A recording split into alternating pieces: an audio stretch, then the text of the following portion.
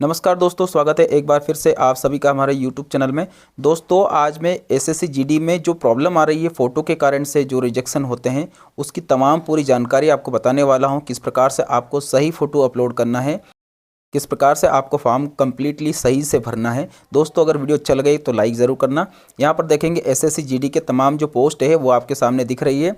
यहाँ पर हम सबसे पहले बेसिक जानकारी को समझ लेते हैं। आपके सामने जो एप्लीकेशन फॉर्म है वो आपका 24/11/2023 से आपका स्टार्ट हो चुका है और 31/12/2023 तक आपका जो फॉर्म चलने वाला है। अब यहाँ पर टोटल जानकारी दी गई है। अब यहाँ पर देख लेते हैं schedule for computer based examination. यहाँ पर देखते हैं फरवरी और मार्च 2024 में आपकी जो एग्ज़ाम है वो होने वाली है। अब इसके बाद में जो आपकी जो पोस्ट है उसके बारे में समझ लेते हैं। सबसे पहले समझ लेते हैं आपका ग्रेड पे के बारे में। ग्रेड पे आपको 21,700 से लेकर के तो टोटल आपका जो है 69,100 तक आपका जो आपकी ग्रेड पे रहने वाली है। अब इसके बाद में वैकेंसी के बारे में समझ लेते हैं। वैकेंसी आपकी टोटल कहाँ कहाँ कितनी कितनी पोस्ट निकली है, सभी जो पोस्ट है सीआरपीएफ बीएसएफ इन सभी को मिला करके अगर टोटल एक जाए विवरण हम अगर देखते हैं तो 26,146 आपकी टोटल पोस्ट निकली है। ठीक है, अब यहाँ पर देख लेते हैं कि आपका जो एजुकेशन है वो क्या होने वाला है। एजुकेशन की बात करें तो 1/1/2024 से आपका कैलकुलेशन होगा। अब यहाँ पर देखेंगे आपका 10th के जो मार्कशीट है वो कंप्लीट होनी चाहिए, यानी कि 10th पास आउट होने चाहिए, तभी आप एग्ज़ाम में पास आउट हो पाएंगे।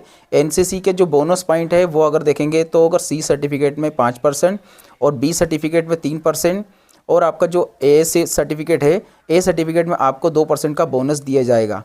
अब यहाँ पर देख लेते हैं आपका जो जनरल इंटेलिजेंस और रीजनल जो आपका है 20 क्वेश्चन रहेंगे, 40 नंबर के रहने वाले हैं।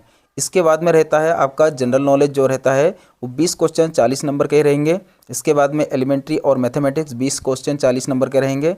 हिंदी और इंग्लिश जो आपके पॉइंट रहेंगे 20 क्वेश्चन 40 नंबर के रहेंगे। 60 मिनट का आपको टाइम दिया जाएगा सॉल्व करने के लिए। अब यहाँ पर देख लेते हैं आपका जो फॉर्म कैसे भरेंगे। यहाँ पर सबसे पहले आपको जो आईडी है, अगर आपके पास रजिस्ट्रेशन आईडी है तो भर सकते हैं और नहीं है तो यहाँ से आप रजिस्ट्रेशन आईडी क्रिएट कर सकते हैं। मैं डायरेक्ट आपको फॉर्म भर के दिखा देता हूँ। यहाँ से हमने ओपन किया, आपके सामने कुछ इस प्रकार का डैशबोर्ड दिखने लगेगा। ठीक है, अब यहाँ पर दोस्तों अप्लाई वाले ऑप्शन के ऊपर आपको सिंपली क्लिक कर देना है। यहाँ पर देखेंगे पूरी जानकारी आपकी भरी हुई आ जाएगी। ठीक है, यहाँ से इसको थोड़ा सा स्क्रॉल करेंगे। अगर आप पहले से किसी सर्विस में हैं तो आप इसे यस करेंगे, अदरवाइज इसे नो कर देंगे। यस करते हैं तो दोस्तों इसमें पूरी डिटेल आपको फिल करना रहेगा, कब ज्वाइन किया आपने और आपका जो है डिस्चार्ज कब तक का था, कब से ज्वाइनिंग थी, पूरा आपको शेड्यूल आपको भरना रहेगा। और अगर आपके पास नहीं है तो नो करके आगे बढ़ेंगे। एज रिलैक्सेशन की बात करें तो अगर आपके पास एज से लेकर के कुछ प्रॉब्लम है तो आप उसे यस करके आगे बढ़ सकते हैं। ये वाले जो ऑप्शन दिए गए इनमें से आपको चॉइस लेना होगा। अब यहाँ पर देख लेते हैं आपके पास एनसीसी अगर है तो एनसीसी में कौन सा ग्रेड है वो आपको देना रहेगा, ए बी सी जो भी है। अगर नहीं है तो इसे नो कर देंगे। अब यहाँ पर देखेंगे आपका जो एग्जामिनेशन शेड्यूल है, अगर आप मध्य प्रदेश से हैं तो MPR लिख करके आपका जो शेड्यूल है वो ले सकते हैं। जैसे हमने इंदौर, भोपाल, उज्जैन ऐसा 3 सेंटर को हमने लिया है, जो आपकी चॉइस में है वो आप ले सकते हैं। अब यहाँ पर देखते हैं एग्जामिनेशन की जो आपकी प्रॉब्लम सबसे ज़्यादा इसमें भी आती है कि आपका जो एग्ज़ाम है वो किस मोड में देना चाहेंगे, यानी कि कौन सी लैंग्वेज में देना चाहते हैं वो आपको यहाँ पर चॉइस लेना है। अगर आप हिंदी में लेता है तो हिंदी में आपको देना है, अगर आप इंग्लिश में लेना चाहते हैं तो इंग्लिश में ले सकते हैं। ठीक है, जिस मोड में लेंगे उसी मोड में आपको एग्ज़ाम देना रहेगा। यहाँ पर देखेंगे आपका जो स्टेट है उसे आप सिलेक्ट कर लेंगे, इसके बाद आपका डिस्ट्रिक्ट जो है उसे आप सिलेक्ट कर लेंगे। दोनों जगह आपको सिलेक्शन लेने के बाद में यहाँ पर देखेंगे आपका जो स्टेट है उसे आप, अगर आप पहले से किसी दूसरे स्टेट से आप माइग्रेट होकर आए हैं तो यस करेंगे। तो अगर यस करते हैं तो ये सारी जानकारी आपको फिल करनी रहेगी, अदरवाइज़ इसे नो करके भी आगे बढ़ सकते हैं। ठीक है, इसमें दिया गया है कि क्या आपका जो आपने माइग्रेट होकर आए हैं और अगर आप किसी जनरल और या EWS में श्रेणी में आते हैं तो यस करेंगे, अदरवाइज़ इसे नो करके आगे बढ़ सकते हैं। ठीक है, यहाँ से हमने आगे बढ़ाया। इससे आगे बढ़ने के बाद दोस्तों देखेंगे ये सारे ऑप्शन तो फिल हो गया नहीं, क्योंकि हमने उसे ऑफ कर दिया है। ठीक है, अब यहाँ पर आपकी जो पोस्ट है उसे ध्यानपूर्वक आपको देखना है।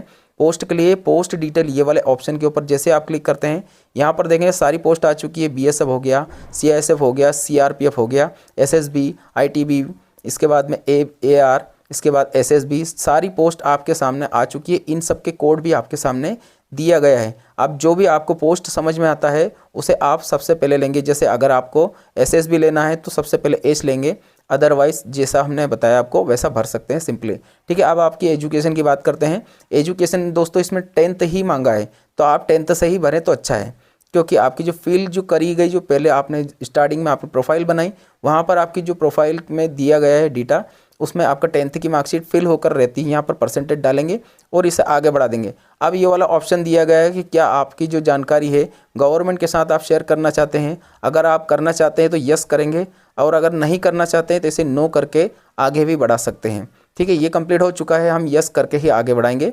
ठीक है, अब यहाँ पर सबसे इंपॉर्टेंट जो बात रहती है फ़ोटो सिग्नेचर के 20 से लेकर के 50 के अभी तक का आपका फ़ोटो अपलोड करना है। और ये वाला ऑप्शन दिया गया है कि क्या आपका जो फ़ोटो आप लगा रहे हो कलरफुल होना चाहिए और 24 अगस्त 2023 से पहले का नहीं होना चाहिए। हम इसे यस कर देते हैं। हमारे जो फ़ोटो है उसमें डेट वगैरह कुछ डली नहीं रहती है और हम उसे आगे बढ़ा देते हैं, तो आपका जो फ़ोटो है उसके कारण से आपका जो फॉर्म है वो रिजेक्शन में आ जाता है। सिग्नेचर की बात कर लेते हैं, 10 से लेकर 20 के बी तक आपका सिग्नेचर अपलोड करना है, वो भी विजिबल होना चाहिए। ठीक है, अब जो फ़ोटो दिया गया देखें, यहाँ पर डेट आपके सामने दी गई है, नाम भी सही होना चाहिए और आपकी जो डेट है उसे एक बार अच्छे से आप कैलकुलेट कर लीजिएगा। आपके डेट के कारण से और आपके जो नाम के कारण से आपका फ़ोटो में रिजेक्शन आ जाता है। तो दोस्तों ये आपकी बहुत बड़ी समस्या है, काफ़ी स्टूडेंट का फॉर्म ऐसे ही रिजेक्ट हो जाते हैं। यहाँ पर देखेंगे हमने फ़ोटो को अपलोड कर दिया है। अब यहाँ पर देखेंगे फ़ोटो और सिग्नेचर दोनों क्लियरली विजिबल है, यानी कि साफ साफ दिख रहे हैं। यहाँ पर देखेंगे आपका जो फ़ोटो उसकी डेट वगैरह आपके सामने आपको शो होने लग जाएगी। सिग्नेचर जो है वो पूरी तरह से विजिबल होना चाहिए, यानी कि अच्छे से दिखना चाहिए आपको।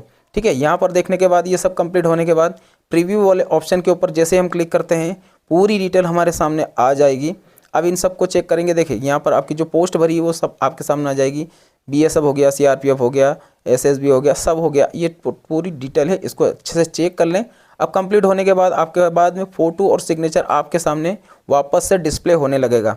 ठीक है, ये कम्प्लीटली अच्छे से चेक करने के बाद इसे हम यस करेंगे, ये वाले ऑप्शन आपके सामने आ जाएंगे। यस करने के बाद देखेंगे यहाँ पर आपके सामने ओके का ऑप्शन, जैसे आप इसको यहाँ पर देखेंगे वेरीफाई नोट वेरीफाई इसलिए आता है, 2 दिन 3 दिन के बाद में ऑटोमेटिकली आपका जो फॉर्म है वो वेरीफाई हो जाता है। ठीक है, इसे हम ओके करेंगे और प्रिंट लेंगे। प्रिंट लेने के बाद दोस्तों आपका जो प्रिंट आउट है वो आपके सामने डिस्प्ले होने लग जाएगा। ऐसा ही आपका प्रिंट आउट को आपको सेव कर लीजिएगा, या आप चाहें तो इसे प्रिंट आउट ले सकते हैं। दोस्तों अगर वीडियो अच्छा लगे तो लाइक ज़रूर कर दें, चैनल को सब्सक्राइब कर लें और किसी भी प्रकार की कोई समस्या आए तो आप हमें कमेंट बॉक्स में लिखकर ज़रूर बताएं। धन्यवाद आप सभी का।